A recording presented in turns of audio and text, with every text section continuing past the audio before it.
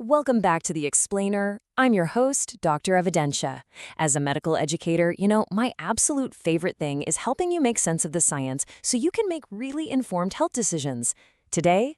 Oh, today is a fun one. We're setting the stage for a seriously fascinating investigation. We're going way beyond the standard prescriptions to uncover the true, lifestyle-driven root causes of heart disease. We've got a ton of rock-solid evidence to get through, so let's just jump right in. Okay, really quick professional reminder first. This explainer is strictly for educational purposes, just to help you understand the scientific evidence. It's not personalized medical advice, right? Always consult your own healthcare provider before making any medical changes. All right, let's dive into a statistic that honestly blew my mind. 5%. According to the American Heart Association, only 5% of adults actually achieve what's clinically defined as ideal cardiovascular health. Just 5%. That means 95% of us are falling short on the basic habits that keep our hearts ticking. So why is that number literally so low? And more importantly, how in the world do we fix it? To figure that out, here's our roadmap for today's explainer. First, the heart disease epidemic. Second, rethinking cardiovascular risk factors. Third, the big four lifestyle pillars. Fourth, the power of lifestyle medicine. And finally, your action plan for health. We are totally shifting the paradigm today from just treating symptoms with pills to treating the actual root causes through lifestyle. Section 1, the heart disease epidemic and the global impact of cardiovascular disease. And look, the impact here is severe. Cardiovascular disease is still the #1 cause of mortality worldwide, driving over 37% of annual deaths in the US alone. So let's look at why we so desperately need a new strategy. Moving to Section 2. Rethinking cardiovascular risk factors. We're looking beneath the surface.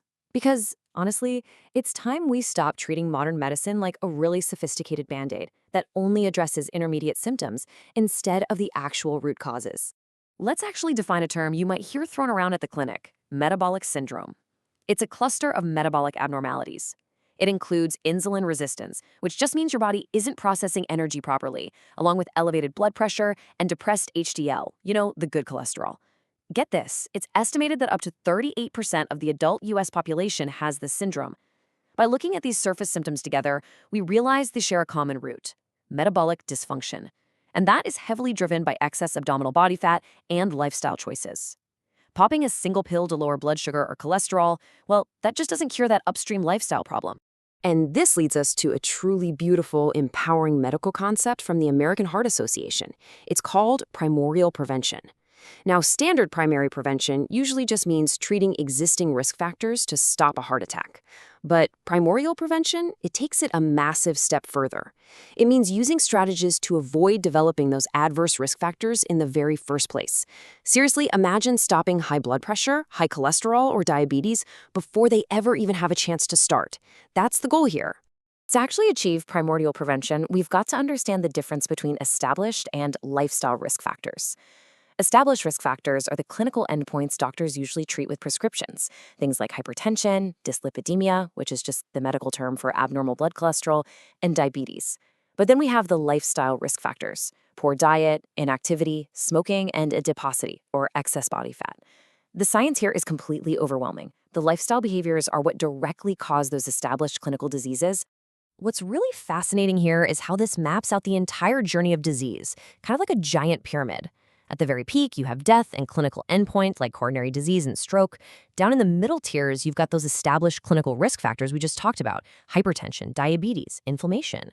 But look at the massive foundation at the very bottom: poor dietary habits, physical inactivity, and smoking. This entire structure of cardiovascular disease is built squarely on that bottom row. If we knock out that foundation, the whole pyramid just crumbles. Section 3, the big four lifestyle pillars: diet, inactivity, smoking, and adiposity.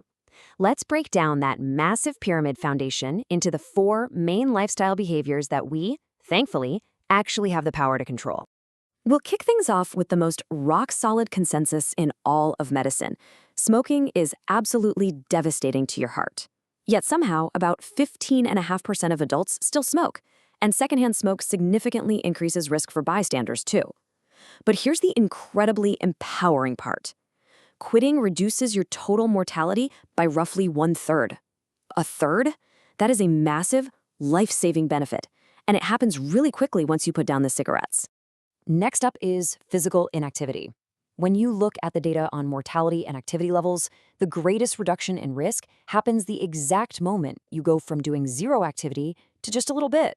It's a huge drop. You absolutely don't need a Herculean effort here. A massive chunk of the benefit is unlocked simply by getting up and moving moderately. You don't have to be an ultramarathoner to dramatically slash your cardiovascular risk. You really just need to be consistently active. All right, what about diet? We know the basics, right? Increase fruits, veggies, whole grains, and oily fish. Limit the trans fats, red meat, and sugary drinks.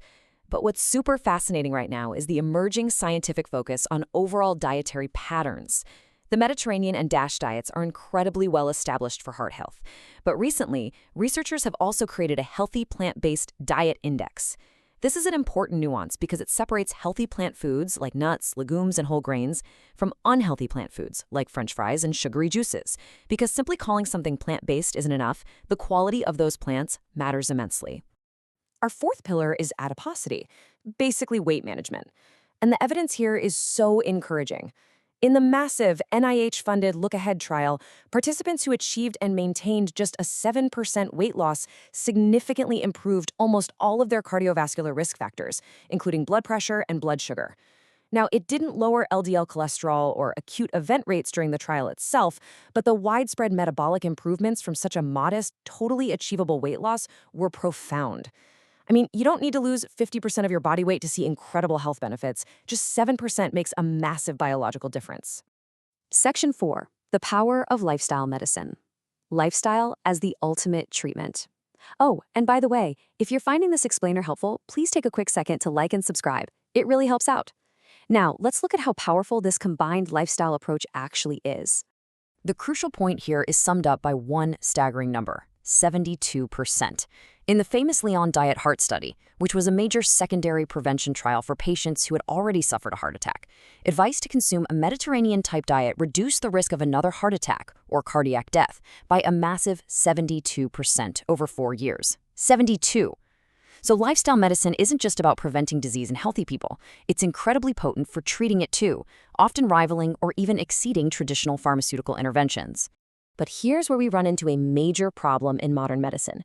When you look at medical research publications over a 5-year period, you see tens of thousands of studies on blood pressure, diabetes, and cholesterol, heavily focused on drug treatments.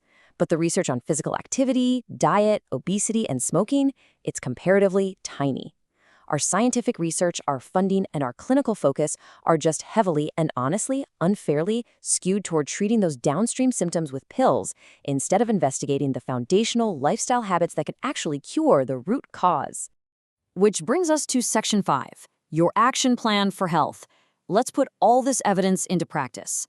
We're going to synthesize everything we've talked about into an action plan you can literally start using today. Based strictly on combined guidelines from the American Heart Association and the American College of Cardiology, here are 4 steps to build your own personal primordial prevention strategy. Step 1. Get at least 150 minutes of moderate physical activity weekly. That's literally just 30 minutes, 5 days a week. Step 2. Adopt a DASH, Mediterranean, or a high-quality plant-based dietary pattern. Step 3. If you're overweight, target a highly achievable 7% weight loss to dramatically improve your metabolic profile.